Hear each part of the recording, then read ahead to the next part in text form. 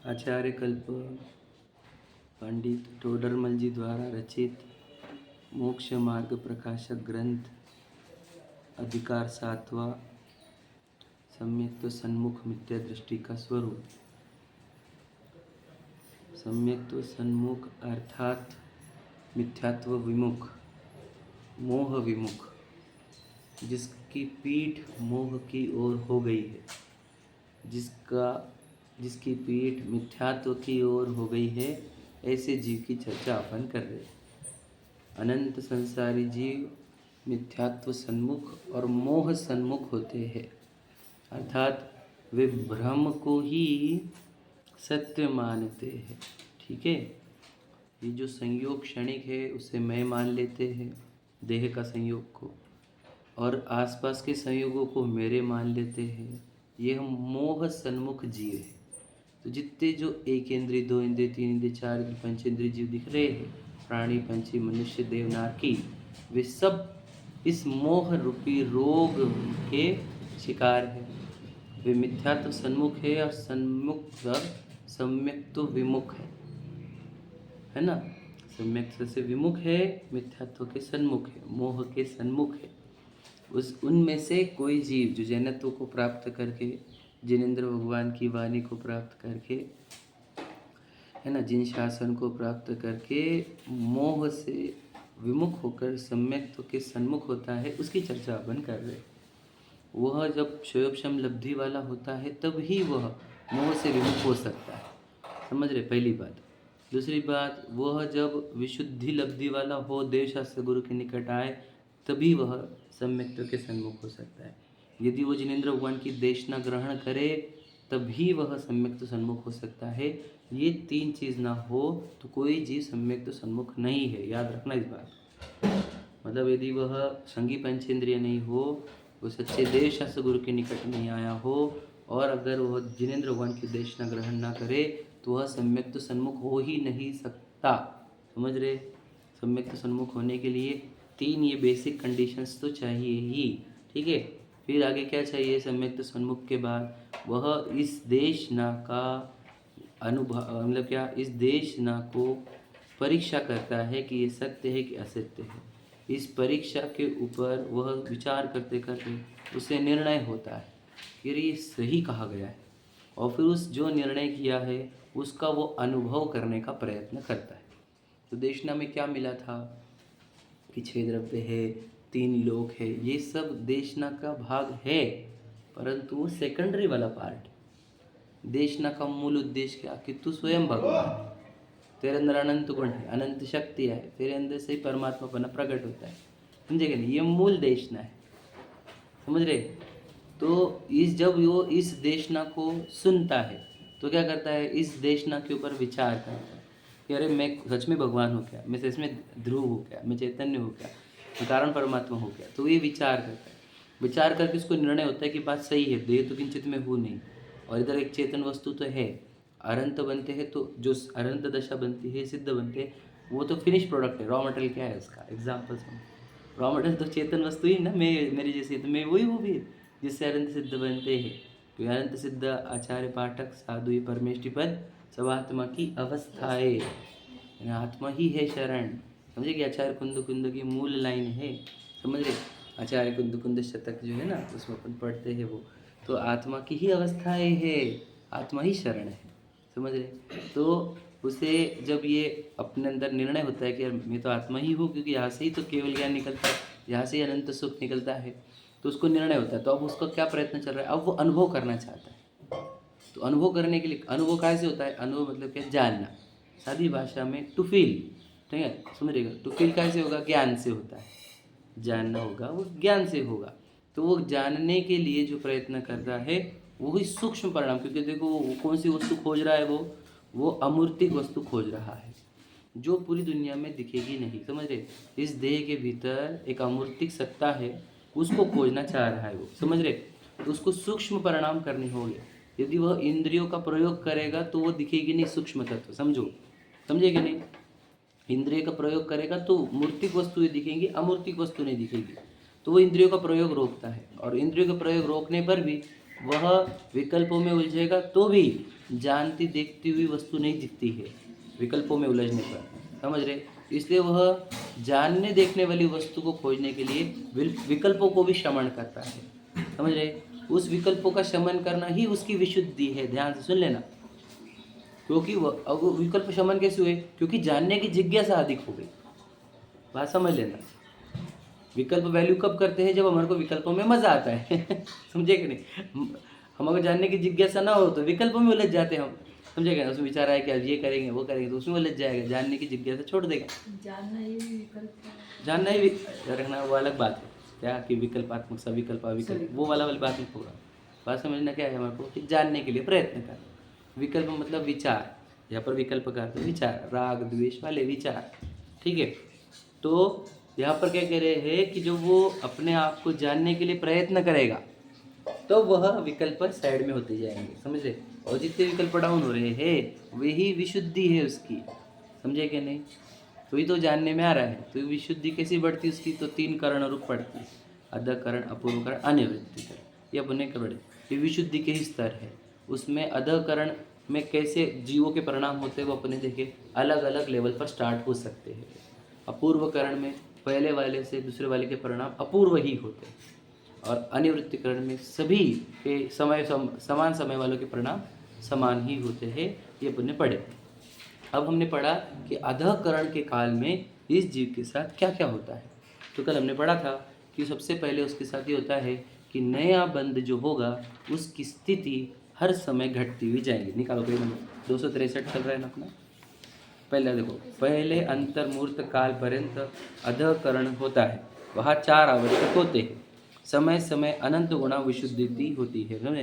ये तो पहला कंडीशन है, तभी तो अधःकरण कहा जाएगा। 263 पर सेकंड लास्ट पैराग्राफ पढ़ रहे पीछे देखो। तो अनंत गुणा विशुद्धता होती जाएगी हर एक समय पर, समझ रहे। समय टू समय वो मल्टीप्लाई होते जाएगा अनंत गुणा से, समझ रहे। और एक एक अंतर्मूढ़ से नवीन बंध की स्थिति घटती जाती है, समझ रहे। कि एक एक समय आगे बेटे बीतता जाएगा तो क्या होगा कि जो नया बंध होगा उसकी स्थिति घटती हुई जाती है। मतलब समझ रहे, मतलब क्या होगा कि नया जो बंधन होगा वो ऐसा नहीं होगा जो लॉन्ग टर्म वाला हो, वो एकदम शॉर्ट टर्म, और उसके अगले समय उससे भी शॉर्ट टर्म, उसके अगले समय उससे भी शॉर्ट टर्म, समझ रहे। ये बात समझना। क्यों? क्योंकि नया बंधन अब ज़्यादा होगा कैसे? वो अपने आप को पहचान रहा है ना। अब समझ रहे कि नहीं। बंधन कब होते हैं? जब मैं खुद को भूलता हूँ, जैसे मैं भूल गया, खुद को भी मान लिया और मुझे तो बंगला चाहिए, समझे कि नहीं। हो गया अनंत काल का बांध लिया तुमने, समझ रहे। और वो खुद को चैतन्य स्वीकार रहा है, तो चैतन्य स्वीकार तो ये लगता है मुझे कुछ भी नहीं चाहिए, तो इससे नया बंधन होगा कैसे? नई इच्छा होगी नहीं तो नया बंधन होगा नहीं। आप समझ रहे लॉजिक। तो उसका नया बंधन कितना हो रहा है? घटता हुआ। कि उसको ज़्यादा से ज़्यादा यार भाई फैन लग जाए, एग्जाम्पल बता रहा हूँ मैं। तो ये इतना बंद ना कर देगा उसका कि वो अनंत काल तक चल जाए, समझे कि नहीं। मुझे हमेशा घर चाहिए, ये बोलने में क्या होता है तुझे? ये तो हमेशा के लिए अनंत काल के लिए बोल दे रहा है। मतलब बंधन कितना डेंजर हो रहा है। टाइम उसका बहुत बड़ा रहता है, इंटेंसिटी बहुत रहती है। कब? मिथ्यात्व में। और वही सम्यक के सन्मुख होगा तो उसकी इंटेंसिटी इतनी घट रही है कि नया बंधन एकदम कम स्थिति वाला हो रहा है, जिसे कोई उन्होंने स्थिति बंधापसरण, समझ रहे। वर्ड क्या दिया देखो, स्थिति बंधापसरण। मतलब नए जो बंधन होगा उसकी स्थिति घटती हुई स्थिति से बंधेंगे वो। मतलब क्या, पहला थोड़ा समझ लो, मान लो एग्जाम्पल कि 2 साल के बाद वो दे देने वाला है। दूसरा जो आएगा वो 1.5 साल वाला ही आएगा। फिर तीसरा जो आएगा वो 1 साल वाला, फिर बाद 6 महीने वाला। ऐसा उसका नया जो बंधन हो रहा है उसकी स्थिति इतनी घटती घटती हुई जाएगी। समझा क्या? एग्जाम्पल से समझा। वो संवर ने कहा हमने यहाँ पर क्या कह रहा है। संवर तो अलग है, वो कुछ प्रकृतियों का संवर होता है, वो अलग बात कर रहे हैं, वो नहीं कर रहे अभी। हम कह रहे हैं नया बंधन हो रहा कि नहीं, उसको नया बंधन हो रहा कि नहीं हो रहा।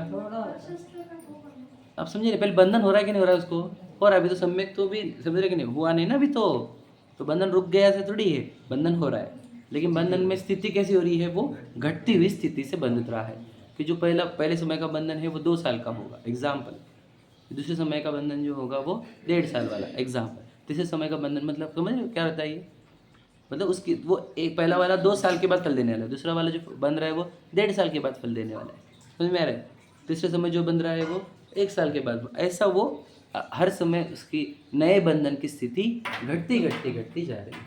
इसी को स्थिति बंधापसरण कहा, ठीक है। अब बात चल रही है कि वो प्रशस्त प्रकृतियों का अनुभाग अनंत गुना बढ़ते जाना और अप्रशस्त प्रकृतियों का अनुभाग अनंत समय अनंत भाग होते जाना। ये जो कहा तीसरा चौथा, तो ये किस में है, ये प्रश्न था ना अभी मैंने पूछा। तो वो बोल रहे कि इस टाइप से समझ लो ये नए बंधन के संबंध में ही होगा, क्योंकि पुराने बंधन के लिए वो स्थिति कांडघात और अनुभाग कांडघात कह रहे हैं ना, तो वो नए पुराने बंधन के लिए होगा। मतलब कहाँ पर नहीं, पहले यहाँ पर पढ़ लेते, पहले यहाँ का फिर आगे क्या बनाएंगे क्या।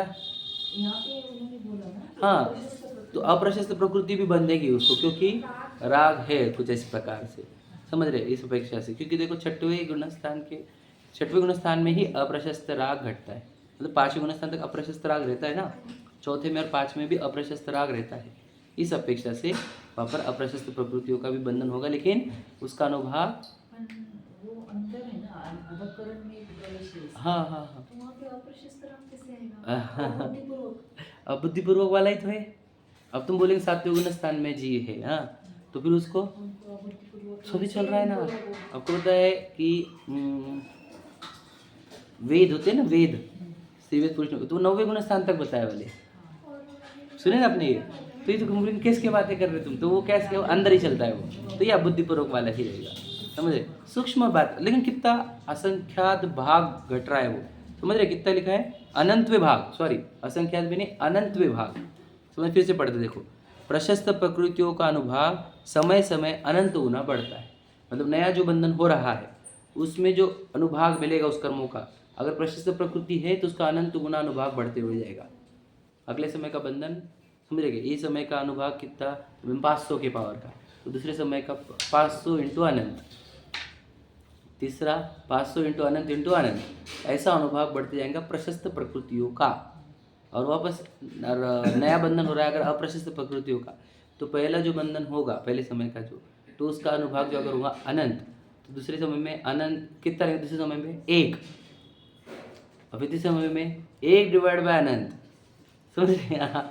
फिर 1 डिवाइड बाय अनंत डिवाइडेड बाय अनंत, ऐसा अनुभाग घटता जाएगा अप्रशस्त प्रकृतियों का। तो ये 4 चीज़ें होगी, ठीक है।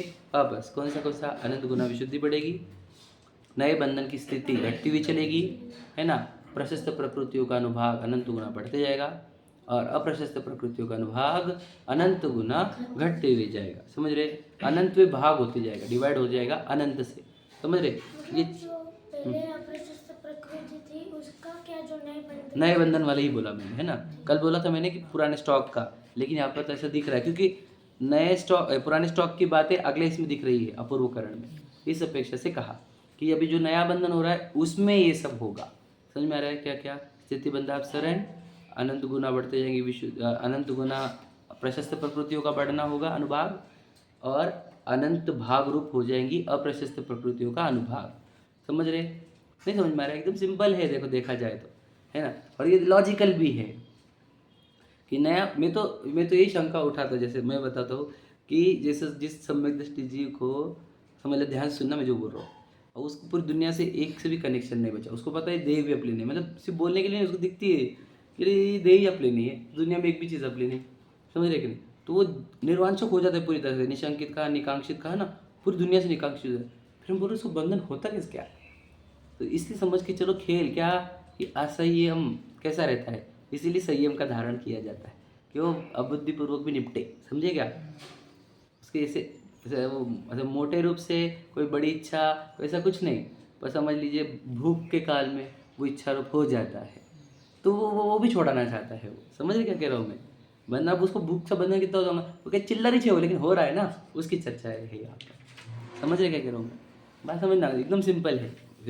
फैक्ट क्या है कि वो तो बहुत, उसका बंधन कितना कहा है, आचार्य कुंद कुंद तो सम्यक दृष्टि को मुक्त ही कहते समय सार, वो तो मुक्त हो गया वो, समझे। दृष्टि मुक्त सुना होगा ना आपने, मुक्ति के प्रकार बताया ना, दृष्टि मुक्त, फिर वो सर्व मुक्त, ऐसा भी है ना, और क्या देह मुक्त, ऐसे इस प्रकार से। तो ये दृष्टि मुक्त जीव है, तो उसको भी इतना हो रहा है। सिर्फ एक समझो, मैं आपको क्या बोलना चाह रहा हूँ, ये जीव का समझ लो। अब ये जैसे उसका नया बंधन हो रहा है, इसमें उदय में क्या क्या आएगा उसको विचार करो, क्योंकि अनंत गुना बढ़ रहा है प्रशस्त प्रकृतियों का अनुभाग, और अनंत गुना घट रहा है अप्रशस्त प्रकृतियों का अनुभाग। इस जीव का अगला कैसा रहेगा सिर्फ इतना सोच के देखो, समझ रहे क्या कह रहा हूँ मैं? और दुनिया कितना प्रयत्न कर ले, ये ला नहीं सकती वो कि अनंत गुना से उसकी प्रशस्त प्रकृतियाँ बढ़े या अनंत गुना उसकी विशुद्धि बढ़े, ऐसा वो ला नहीं सकती। लेकिन ये वाला जीव किसके ला रहा है? क्योंकि वह सम्यक्त्व के लिए पुरुषार्थ कर रहा है। पहला हुआ। दूसरा, वहाँ पश्चात अपूर्वकरण होता है। पढ़ रहे हैं? देखो लास्ट पैराग्राफ है, 263 पर लास्ट पैराग्राफ है। वहाँ पश्चात अपूर्वकरण होता है, उसका काल अधः कारण काल के संख्यात्व भाग है। मतलब क्या कि पहला वाला कितना था? अंतर्मुहूर्त कहा था किसको? अधः करण को। अब इसके कितने टुकड़े करने के? संख्यात। संख्यात समझ रहे कि जहाँ तक गिन सकते हैं उतने, उसको कहते हैं संख्यात। तो संख्यात जितने टुकड़े करने के उतना काल रहेगा अपूर्वकरण का। मतलब टाइम कितना कम है सोचो तुम। समझ रहे क्या नहीं? कौन तक देख सकता है? ये सिर्फ भगवान जी देख सकते हैं अधकरण अपूर्वकरण को। ठीक है, उसमें ये आवश्यक और होते हैं, वर्ड है ना, और मतलब एडिशनल। ठीक है, एक एक अंतर मुहूर्त से सत्ता भूत पूर्व कर्म की स्थिति थी उसको घटाता है, सो स्थिति कांड घात है। समझ रहे? याद रखना क्या कहा कि हर एक समय जब बीतेगा तो पूर्व कर्मों की जो स्थिति है वो घटाते चलता है। वो मतलब क्या? स्पीड से उसकी घटाते जाएगा। मतलब क्या? कितना भी बड़ा रन दो, समझे क्या? अब बोलेंगे कि वो तो अब इसमें ही हो गया था प्रायोगिक लब्धि में कि 70 कोड़ा कोड़ी वाला होगा तो अंत कोड़ा कोड़ी होगा। अब ये अंत कोड़ा कोड़ी को भी 2-4 भाव तक लेकर आ जाता है। समझेगा क्या कह रहा हूँ मैं? सबकी स्थितियाँ घटाते हुए चलता है वो। समझे क्या कह रहा हूँ? अंत कोड़ा कोड़ी भी तो बहुत बड़ा टाइम है, समझे कि नहीं? अर्ध पुद्गल परावर्तन कहते हैं ना इसको, सम्यक से भ्रष्ट होने के बाद, वो भी तो बहुत बड़ा टाइम है। तो उसको भी हमारे को 2-4 भाव तक लाना है तो कैसे करें? क्या करें? क्या करें? भगवान जी को थोड़ा देख के कुछ कह सकते हैं क्या? ये है वो उपाय। समझे क्या कि आप अपने अंदर रमो तो वो उसकी देखो स्थितियाँ कैसे घट रही है। ये तो कौन सा, देखो ये कौन से वाला चल रहा है करण? सम्यक तो के अंदर आने वाला। फिर जो तुम चारित्र मोहनी नष्ट करने के लिए करोगे वहाँ पे भी करण है ना, ये अपूर्व करण आदि, तो वहाँ पर तो डायरेक्ट चारित्र मोहनी नष्ट होके इतना कम बच जाता है। तो ये इसके क्या कर रहा है? हर एक समय पर क्या कर रहा है? स्थितियाँ घटाते हुए चल रहा है। समझ रहे? हर एक समय पे। और उसको नाम क्या है? स्थिति कांड घात। अब कांड घात मतलब क्या? कांड मतलब समझ लेना कि घात तो मतलब कम करना है, घात मतलब कम करना, तो कांड मतलब लॉट समझ लो, स्थिति के लॉट्स कम करते चल रहा है वो। समझ गए नहीं? जो पहले थे वो वाले। पूर्व, क्योंकि पूर्व सत्ता वर्ड आया ना यहाँ पर, तो पूर्व सत्ता ही वर्ड आया। देखो क्या लिखा है? पूर्व सत्ताभूत पूर्व कर्म की। यहाँ पर तो क्लियर वर्ड ही आ गया, इसमें तो कोई शंका ही नहीं है कि स्थिति कांड घात किसका करेगा? वो पूर्व सत्ता का। समझे क्या नहीं? अब बोल रहे नए में चेंज हुआ, पुराने वाले का, तो वो अपूर्व करण में होगा। तो अधकरण में नए बंधन की संबंधी चर्चा है और अपूर्व कर्म में पूर्व कर्मों की संबंधी चर्चा है। ये समझ लो, थोड़ा सा कंफ्यूज होना था कल आप लोगों को, इसलिए क्लैरिटी कर लिया। ठीक है, तथा उससे छोटे एक एक अंतर मुहूर्त से पूर्व कर्म के अनुभाग को घटाता है, सो अनुभाग कांड घात है। अब क्या? पूर्व कर्म की सत्ता में से ही, ठीक है, ये भी याद रखना। अब कौन से कल प्रश्न चल रहा था? प्रशस्त क्या अप्रशस्त? तो अप्रशस्त ही पकड़ना।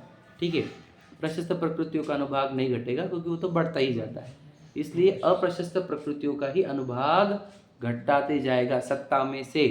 सोचो मैं क्या कह रहा हूँ कि जो उसको उदय आने के थे, मान के चलो हम बोलते ना कि आने वाला तो ट्रेन के नीचे आके मरने वाला था, तो क्या हुआ? पैर घिस गया। बस एग्जाम्पल है, बोला कि ऐसा होता नहीं, मैं बता रहा हूँ। मरने वाला नहीं बोलते, हम बोलते टांग टूटने वाली थी, तो टांग टूटी नहीं तो पैर घिस गया। ये एग्जाम्पल है, ऐसा कुछ नहीं रहता, मैं सिर्फ मेरे कल्पना का। तो ये कैसे हो गया? तो उसने अनुभाग इतना घटा दिया है। समझे क्या? तो इतना अनुभाग घट सकता है। हम क्या कहें आपको कि तुम तड़प तड़प के कैंसर सताने वाला था, तो ऐसा आएगा कैंसर कि समझा ही नहीं। एग्जाम्पल, ये ऐसा नहीं तो अच्छा हुआ उसका, अच्छा हुआ ऐसा मत पकड़ना। मालूम ही नहीं पड़ा। वो नहीं बताना चाह रहे, हम कह रहे हैं कि वो भाष से वो फल देने की शक्ति, अनुभाग मतलब क्या? फलदान शक्ति। वर्ड क्या है उसका? फलदान। वो फल का दान देता है अनुभाग, तो उसका पावर, इंटेंसिटी, समझ रहे, वो घटाते जाता है पूर्व के अप्रशस्त प्रकृति की ही। समझ में आया? तो क्या क्या आया इसमें कि पहला हुआ कि वह पूर्व सत्ता के स्थिति को घटाता है, स्थिति कांड घात। फिर पूर्व सत्ता में अप्रशस्त प्रकृतियों के अनुभाग को घटाता है, वो भी कैसे लिखा उन्होंने? एक एक अंतर मुहूर्त से पूर्व कर्म के अनुभाग को घटाता है, सो अनुभाग कांड घात है। ठीक है, यहाँ पर देखो उन्होंने अनंत गुणा वाला वर्ड नहीं है, यहाँ पर दिख रहा है आपको? स्थिति कांड घात में भी और अनुभाग कांड घात में भी। समझ रहे? यहाँ पर अनंत गुना वाला वर्ड है क्या? नहीं। लेकिन कांड घात है, इसका अर्थ क्या? वो लॉट बड़े बड़े फटके देता है कर्म, समझे कि? ऐसे समझ के चलो, घात मतलब मारना भी होता है। तो इस टाइप से बड़े बड़े स्थिति को खटापट कट करते चलता है और अनुभाग को खटाखट कट करते हुए चलता है। समझ में आ रहा है? और नवीन बंध भी नहीं हो रहा। नया बंधन तो वो अपन ने हाँ, पहली बात तो कर ली, पहले हो गया। पहली बात हो गई। क्योंकि पहला नया बंधन कैसा हो रहा है इसको, कि उसका स्थिति बंधापसरण होने वाला है। प्रशस्त प्रकृतियों का अनंत गुना अनुभाग बढ़ते हुए जा रहा है, और अप्रशस्त प्रकृतियों का अनंत भाग जितना ही अनुभाग है ना बंध रहा है उसको। समझ रहे? वो नवीन बंध संबंधी, ये सत्ता संबंधी। अब तीसरा, गुण श्रेणी के काल में क्रमशः असंख्यात गुणे प्रमाण सहित कर्मों को निर्जरा के योग्य करता है, सो गुण श्रेणी निर्जरा है। मतलब क्या? अब यहाँ पर तीसरा पार्ट क्या है अपूर्वकरण में? पहला क्या था? स्थिति कांडघात, दूसरा अनुभाग कांडघात, और तीसरा गुण श्रेणी निर्जरा योग्य। वर्ड ये है कि गुण श्रेणी, देखो लिखा गया है, गुण श्रेणी के काल में क्रमशः असंख्यात गुणे प्रमाण सहित कर्मों को निर्जरा के योग्य करता है। मतलब क्या? यहाँ पर वो कर्मों की निर्जरा नहीं करता, कर्मों को निर्जरा के योग्य करता है। क्यों? क्योंकि गुण श्रेणी निर्जरा अनिवृत्तिकरण में होती है, ऐसा है। समझ में आएगा क्या कहा? अनिवृत्तिकरण में निर्जरा होगी, यहाँ पर गुण श्रेणी निर्जरा के योग्य करता है। भले ही यहाँ पर वर्ड आया है सो गुण श्रेणी निर्जरा है, तथा गुण संक्रमण यहाँ नहीं होता, वो अन्यत्र अपूर्वकरण में हो वहाँ होता है। मतलब क्या कह रहे हैं यहाँ पर? तीसरा क्या इंपॉर्टेंट है? गुण श्रेणी निर्जरा। गुण श्रेणी निर्जरा क्या होता है? गुण मतलब क्या? गुणाकार, मल्टीप्लिकेशन। श्रेणी मतलब सीढ़ी रूप, है ना? तो बहुत बड़े बड़े लॉट निकालना, उसको गुण श्रेणी निर्जरा कहते हैं। तो कुछ तो भी 5-6 स्टेजेस है वहाँ पर, वो जगह पर आकर जी गुण श्रेणी निर्जरा करता है। संक्रमण नहीं होता मतलब? नहीं, यहाँ पर मतलब गुण संक्रमण मतलब क्या कि पाप प्रकृति पुण्य में कन्वर्ट हो जाता, संक्रमण कहते हैं अपन। अच्छा, वैसा होता तो यहाँ पर नहीं हो रहा है वो, ठीक है? गुण संक्रमण नहीं हो रहा है। नीचे रख दो बेटा, हाँ नीचे नहीं, हाँ नीचे। समझ रहे क्या कह रहे हैं? गुण संक्रमण यहाँ नहीं होता, परंतु अन्यत्र अपूर्वकरण हो वहाँ होता है। तो अन्यत्र अपूर्वकरण का आएगा, वो शायद वो ऊपर वाला जो है वहाँ पर आएगा, वहाँ पर गुण संक्रमण आएगा। यहाँ पर गुण संक्रमण नहीं है। वो जब चारित्र मोनि का नष्ट करता है ना, आठवें गुण स्थान में, श्रेणी में, श्रेणी के काल में, हाँ शपथ श्रेणी में ही, वहाँ पर अब 8वें का नाम क्या है? अपूर्वकरण ही नाम है ना 8वें गुण स्थान का नाम। तो वो वहाँ पर होगा, ये श्रेणी चढ़ेगा तब। समझ रहे? वहाँ पर होगा, गुण संक्रमण होंगे वहाँ पर। समझ रहे? मतलब क्या? पाप प्रकृति पुण्य में कन्वर्ट हो जाएगी, तब तक रहेंगी पाप प्रकृतियाँ। समझ रहे कि नहीं? सत्ता चल रही, सत्ता की बात चल रही ना, नया बंधन तो बात ही नहीं चल रही। नए बंधन की बात तो हम पहले अधःकरण में कर चुके, ये सत्ता वाले हैं। समझ में आ रहा है? अब आप बोलेंगे क्या चल रहा है तुम्हारा सत्ता, ये नया बंधन सब बोर कर रहे। तुम मेन मुद्दा बोलो हमारे को, मेन मुद्दा समझो, एकदम सिंपल, मैं सादी भाषा में समझाऊँ तो, जहाँ तुम अपने आप को सिर्फ पहचानने की कोशिश करो, उधर कर्मों की पूरी आग लग जाती सत्ता में, नया बंधन भी नहीं होता। सोचो कितना बड़ा काम है वो। अब आप आत्मा को इग्नोर करोगे तो याद रखना, तुम कर्म कभी जिंदगी में काट नहीं सकोगे तुम।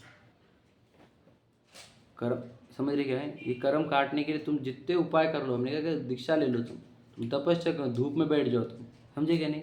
गर्मी के दिनों में, चाहे बारिश के दिनों में पेड़ के नीचे बैठो, ठंडी के दिनों में पानी के पास में बैठो, समझे क्या नहीं? उससे कर्मों की निर्जरा नहीं होती थी, समझे क्या नहीं? वहाँ पर भी, वहाँ पे कर्मों की निर्जरा कैसे होती है? वही आत्मा में लीनता से ही होती है। आप समझे क्यों नहीं?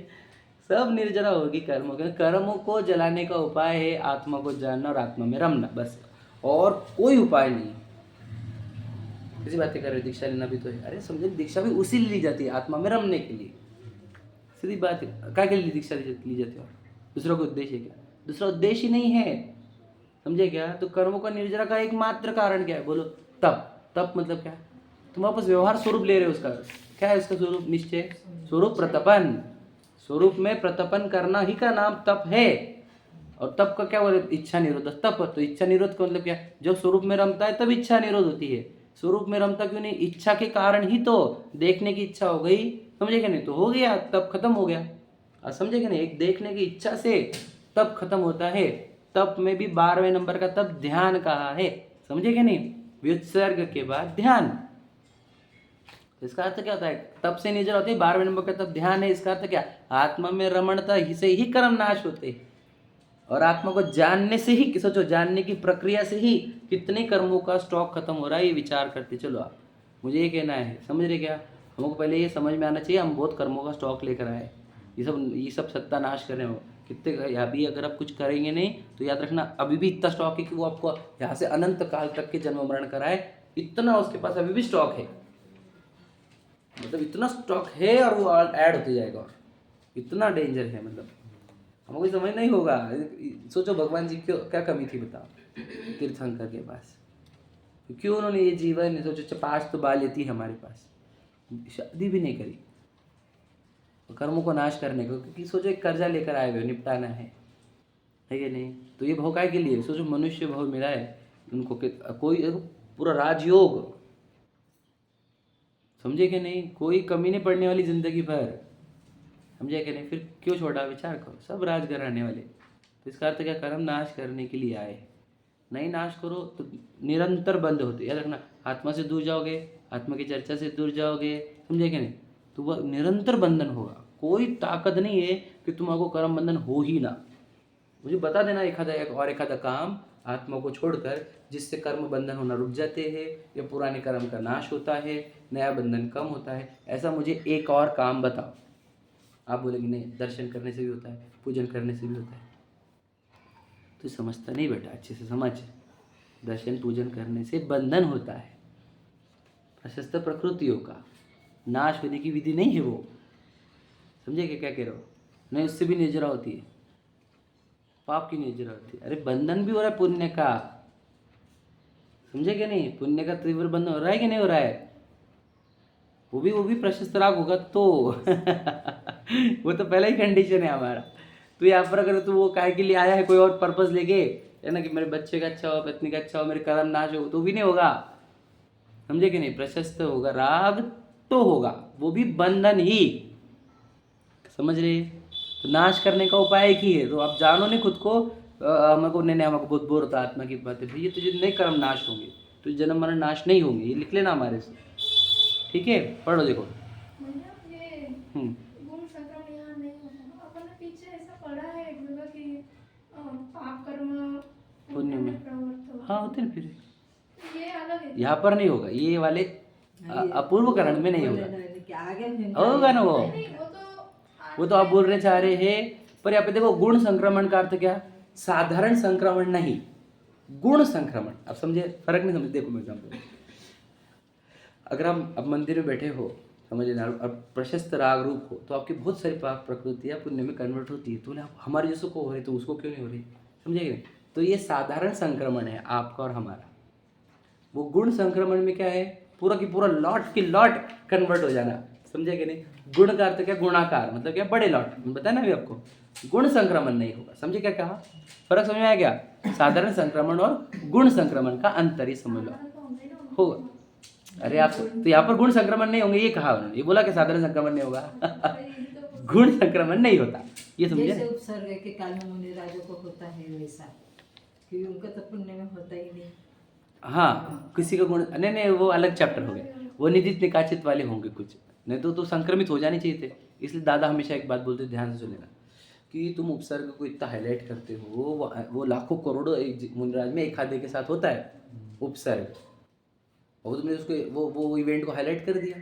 क्योंकि देखो सबकी प्रकृतियाँ तो चेंज हो जानी चाहिए, आपकी पूरी पुण्य में प्रकृति को करो। अब एक आधे ने ऐसे निदित निकाचित बांध दिए होंगे जो टले नहीं, जो कन्वर्ट नहीं हुए, समझे कि नहीं, जिसका अनुभव घटा नहीं, वो उसका एग्जाम्पल तुमने सामने खड़े कर दिया। मुनिराज को भी उपसर्ग होते, अरे तुमने एक का एग्जाम्पल कराया, हम बोल रहे हैं वो कोड़ा कोड़ी जो है ना शिखर जी वाले, वो उनके ऊपर एक के भी उपसर्ग नहीं आए हुए, समझे वो एक आधा एग्जाम्पल ले लिया हमने सामने खड़ा कर दिया, समझे क्या? मैं इसे लॉट का लॉट बोला ना तो मेरे दिमाग में नहीं आप समझे रहे, मैं एक बात बताना चाह रहा हूँ, गहरी बात, समझे क्या बोला मैंने? वो एक आधे के साथ होता है, तो पूर्व में उसके कैसे तो भी अलग आड़े टेढ़े बन गए होंगे उससे, समझे क्या नहीं? लेकिन ऐसा रूल है कि 99.99% मुनिराजों के ऊपर कोई उपसर्ग होते ही नहीं, क्योंकि होगी कैसे? क्या पाप प्रकृतियों का अनुभाग घटते जा रहा है, प्रसिद्ध प्रकृति का अनुभाग बढ़ते जा रहा है, नया बंधन घटते जा रहा है, स्थिति कांड हो रहा है, अनुभाग गुण संक्रमण हो रहा है, तो किस क्या आएगा? समझे क्या? वो एक आधे का एग्जाम्पल है, वो इसलिए बताया कि भाई देखो देखो जैसे 24 तीर्थंकर में पार्श्वनाथ जी को मानता क्यों देते हम ज़्यादा? जय पारस जय पारस कलिकुंड पार्श्वनाथ, ये पार्श्वनाथ वो पार्श्वनाथ वो पार्श्वनाथ, भैया समझे कि वो क्योंकि उन्हें उपसर्ग विजेता है, उपसर्ग विजेता, आप समझे नहीं? मतलब वो ज़्यादा अच्छे हैं क्योंकि उनके उपसर्ग हुआ, और भगवान महावीर के ऊपर या फिर आदिनाथ जी के उपसर्ग नहीं हुआ तो अच्छे नहीं है ना? अब लॉजिक कैसे उल्टे लग रहे हैं हमारे, समझ रहे क्या? जिनके ऊपर उपसर्ग नहीं हो रहे वो थोड़े कम, और जिनके ऊपर उपसर्ग हो रहे वो ज़्यादा अच्छे, ऐसा लॉजिक है कि नहीं हमारे पास? आपको पता नहीं है, भगवान महावीर का शासन चल रहा है और सबसे तो मूर्ति आज पार्श्वनाथ भगवान जी की मिलेगी आपको। ऐसे क्यों कर रहे तुम, समझे क्या? और हमारे इधर तो ज़्यादा है, और आप समझे कि क्यों ऐसा? पार्श्वनाथ भगवान जी को फिर वो संकट निवारण, उनके ऊपर संकट आया, निवारण किया तो संकट निवारण, समझे क्या नहीं? विघ्नहर्ता आदि आदि बहुत सारे गुण लगा दिया लाजी, समझे क्या? ये वहाँ पर था, होता था जहाँ पे ज्ञान नहीं था, जिनवानी नहीं थी, तो वहाँ पर होता ही होता है ऐसा, क्योंकि भगवान जी कुछ तो भी करें, संकट हारे, सबका संकट, खुद का संकट हारे तो हमारा संकट हारे, समझे क्या? तो ऐसा नहीं होता है, समझे क्या? फिर भगवान जी पार्श्वनाथ जी संकट हारे है तो आदिनाथ जी संकट करना रहे क्या है? क्या बात कर रहे तुम? समझे क्या? बाकी कुछ नहीं, बाकी के अंदर पावर नहीं वो, ऐसा कुछ बोल रहे, वो लॉजिक नहीं था वो, समझे क्या कह रहा हूँ मैं? कि पार्श्वनाथ जी को क्यों वैल्यू दी? क्योंकि उपसर्ग हुआ, तो उपसर्ग को क्यों हुआ? उनके ऐसे कुछ कर्म बंधे थे, आपने देखा है वो पूर्व में कमट के साथ उनके जो इंसिडेंट हुए हैं वो, तो फिर वो वैसे बंध गए, तो उनको आए उपसर्ग रूप, समझे क्या? बाकी जी वो वैसे कर्म सब कन्वर्ट हो चुके थे प्रशस्त प्रकृति में, उनको वैसे उदय नहीं आए, समझे कि नहीं समझे? पढ़ो आप, देखो अपूर्वकरण वाली बात भी हो गई। हाँ, वो आपने बोला था कि सम्यक दर्शन सात्विक, मतलब अपूर्वकरण 8वें इसमें होता है, तो सम्यक वो नहीं, वो वाला वो अलग वाला वहाँ पे सम्यक दर्शन के लिए नहीं हो रहा है, सम्यक चारित्र के लिए प्रयत्न हो रहा है। वो सम्यक चारित्र के लिए प्रयत्न में वो वहाँ अलग कारण लब्धि है, वो चारित्र मोनी कर्म का नाश करने की प्रक्रिया है वो वाला। और यहाँ पे अपन कौन सी प्रकृति नाश कर रहे हैं? दर्शन मोहनी प्रकृति, समझ रहे? दर्शन मोहनी प्रकृति नाश कर रहे हैं अपन यहाँ पर, तो यहाँ पर अलग वाला अपूर्वकरण है, वहाँ पे अलग अपूर्वकरण। गुण श्रेणी निर्जरा में वो उसको घाट मतलब निर्जरा करने का प्रयत्न करता है ना, यहाँ पर प्रयत्न है, यहाँ पर प्रयत्न है। अब अब अनिवृत्तिकरण में अब निर्जरा होगी, समझ में आया? यहाँ पे कितने आए अपूर्वकरण में? 3 चीज़ें आई ना, क्या 4 चीज़ें आई? 3 चीज़ें आई, स्थिति कांडगार, अनुभाग कांडगार और गुण श्रेणी निर्जरा योग्य, ठीक है?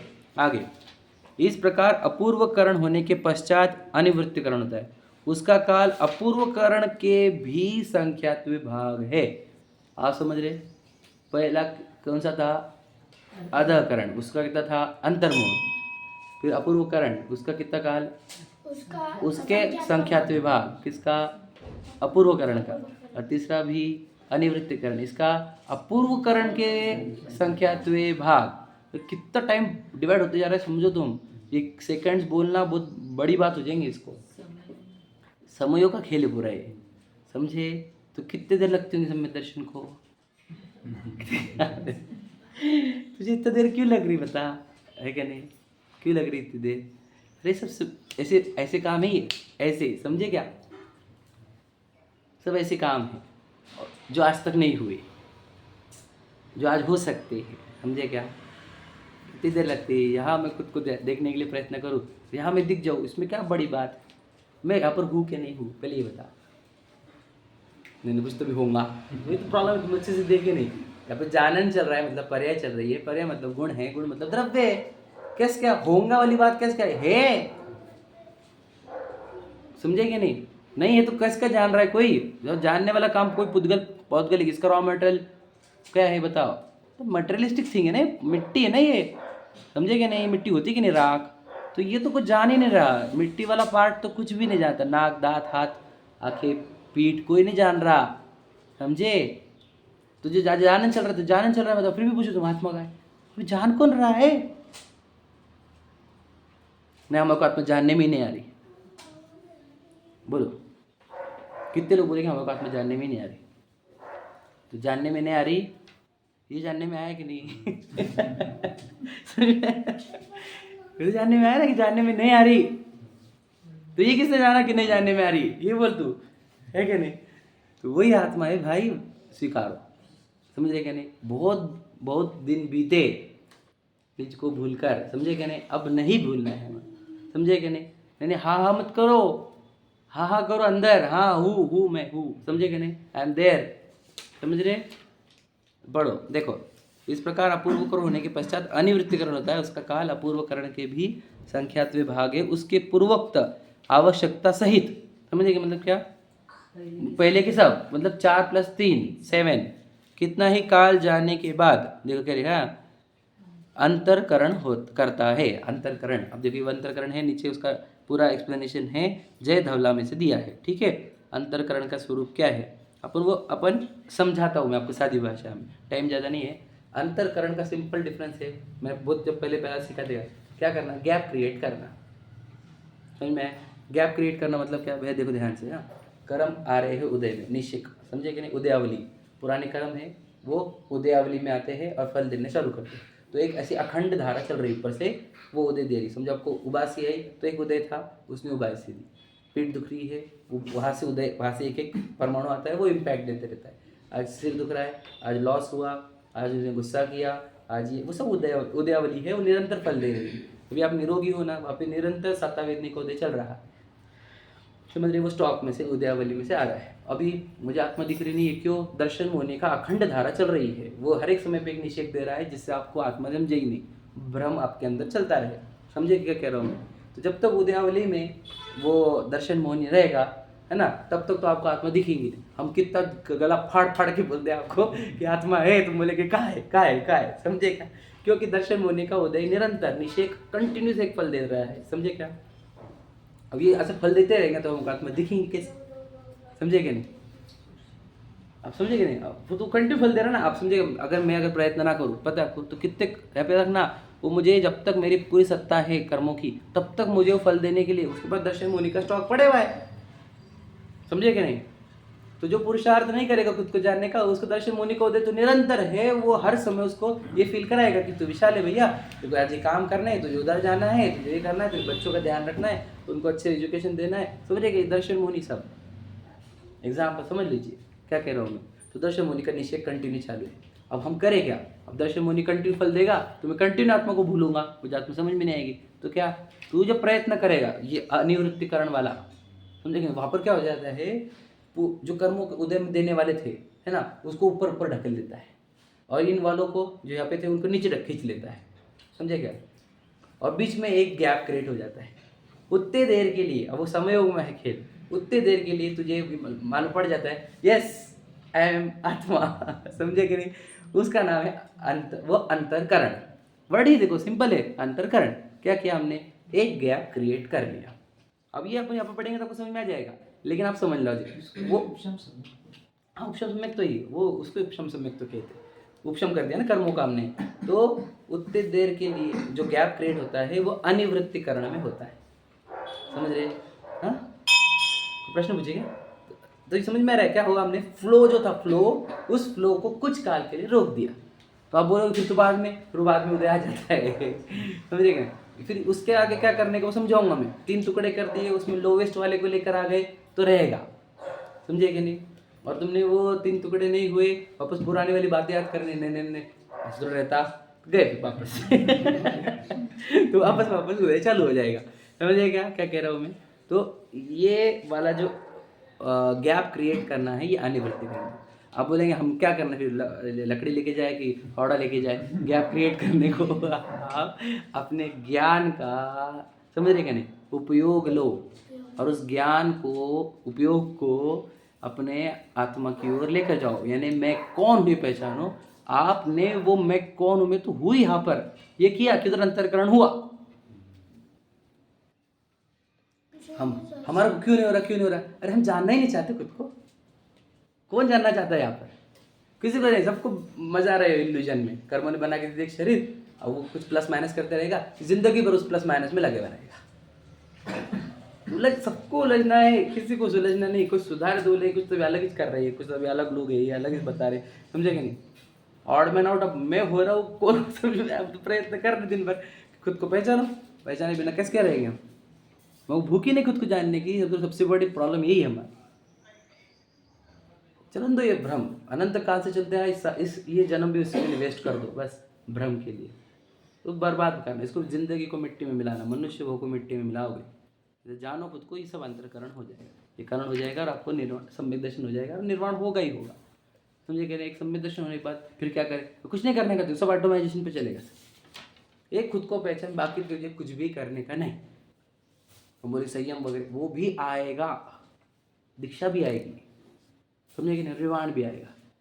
पहला प्रयत्न और आखिरी प्रयत्न ये है कि हम खुद को पहचानें, बस, और कुछ भी नहीं करना है, समझे कि नहीं। और उसके लिए पहचानने के लिए भी कुछ भी नहीं करना है, अपने ज्ञान को अपने अंदर लेकर जाओ। सिर्फ सोचो कहाँ से ज्ञान आ रहा है, कौन सकता है ये। 6 द्रव्य पढ़ लिए हमने, द्रव्य गुण पर्याय पढ़ लिए, उससे पहचानो ये ज्ञान की पर्याय है, पर्याय मतलब गुण है, गुण का धारक द्रव्य है, वो द्रव्य यहाँ पर विद्यमान है, तभी तो जानन हो रहा है। नहीं तो जानन कैसे चलेगा? इन विचारों को कौन जान रहा है, इन बॉडी के एक्टिविटीज़ को कौन जान रहा है? वही तो मैं हूँ, और कौन है? ये स्वीकारोगे तो भय खत्म हो जाएगी, चिंताएं खत्म हो जाएंगी, आशंकाएं खत्म हो जाएंगी, है ना। करने का धरने के भाव खत्म हो जाएंगे, भोगने के भाव खत्म हो जाएंगे, एकदम आनंदित जीवन हो जाएगा, समझे कि नहीं। तो ये क्यों नहीं चाहते हैं हम क्यों वो टेंशन वाले, स्ट्रेस वाले, डिप्रेशन वाले, है ना, हर रोज़ चिंता वाले, चीखना चिल्लाने वाले, वो जीवन क्यों चाहिए हमारे को? समझ रहे? नहीं चाहिए क्या? तो फिर क्या करें हम? नहीं चाहिए किसी को, तो है कि नहीं। हम समझ रहे हैं उदयावली में बहुत सारे नीचे काय वाले मिथ्यात्व के, इसको सुनना ही नहीं, समझना ही नहीं है, क्या करें, है कि नहीं। हम प्रयत्न भी कराए तो इसलिए कोई करा नहीं सकता। आदिनाथ जी नहीं कर पाए उनको, है ना, मारी जी को तो कोई नहीं करा सकता। वो जब प्रयत्न करेगा तब होगा, नहीं तो नहीं होगा। समझ में आया? चलो, सहजानंदी